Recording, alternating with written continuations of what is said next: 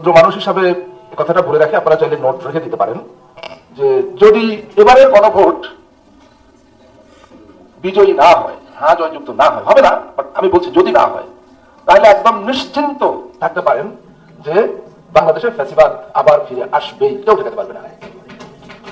কারণ এই গণভোটটার আয়োজনে করা হয়েছে যে বিষয়বস্তু নিয়ে, এটা তৈরি করা হয়েছে ফ্যাসিবাদের পুনরাগমন ঠেকানোর জন্য, আর কিচ্ছু না।